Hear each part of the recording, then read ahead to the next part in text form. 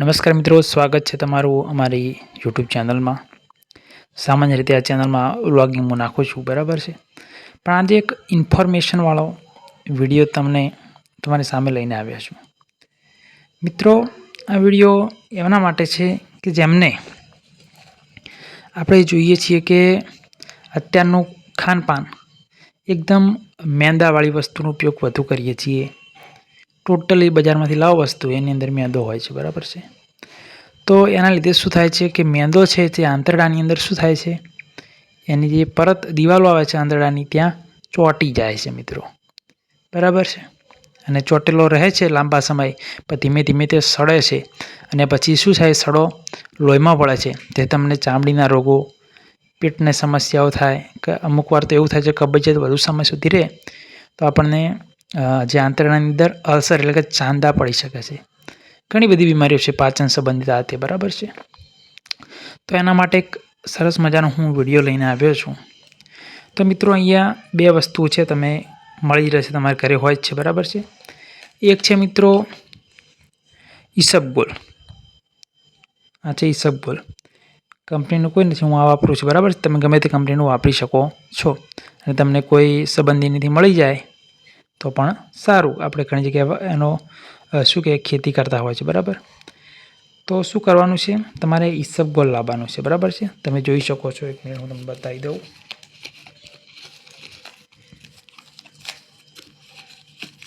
આ રહી, બરાબર। ઈસબગોલની ભૂસી કહીએ છીએ સામાન્ય રીતે બધા, આ છે, બરાબર, ઈસબગોલ। તો મિત્રો, ઈસબગોલ તમારે લાવવાનું છે, બરાબર છે, ગમે ત્યાંથી। અને સામાન્ય રીતે આપણે મેડિકલ શોપ પર મળી જાય છે। કરવાનું શું મિત્રો,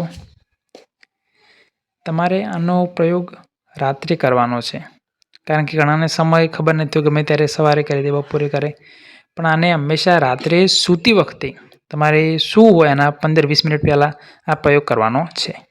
શું કરવાનું છે મિત્રો, 1 ગ્લાસ દૂધ લેવાનું છે। કેટલું દૂધ? 1 ગ્લાસ દૂધ લેવાનું છે, બરાબર છે। 1 ગ્લાસ તપેલીમાંથી લઈ તમારે 1 ગ્લાસ દૂધ લઈ લેવાનું, તેને ગરમ કરવાનું। તો પણ ગરમ કેટલું? પી શકાય તેવું, એટલે કે વધુ ગરમ કરતા નહીં, બરાબર છે। સામાન્ય નોર્મલ હુંફાળું આપણે કહી શકાય, હુંફાળું એટલે દૂધ ઠંડુ પણ ના હોવું જોઈએ કે ગરમ પણ વધુ ના હોવું જોઈએ, નોર્મલ ટેમ્પરેચરમાં હુંફાળું આપણે એને શું કરી દઈશું, ગરમ કરી દઈશું।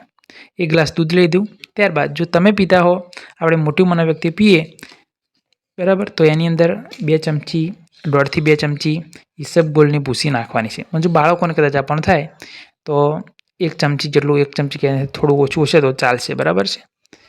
એની અંદર ગ્લાસની અંદર નાખી અને મિક્સ કરી લેવાનું છે ચમચીથી, બરાબર છે। અને પછી તરત જ દૂધ પી જવાનું છે।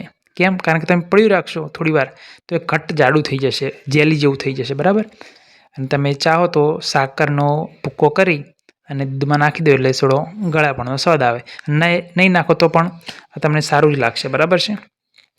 આ લઈ અને પછી તમારે રાત્રે સૂઈ જવાનું છે।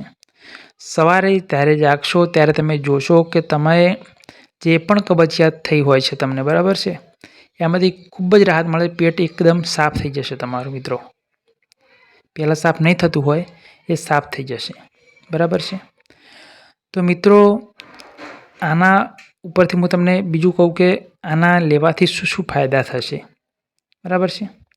એક તો સારું છે કે પાચનતંત્રનું, પાચનતંત્ર હશે તે તમારું સારું થઈ જશે, કારણ કે પેટ સાફ થશે એટલે પછી ગેસ, એસિડિટી જેવી સમસ્યા રહેશે નહીં।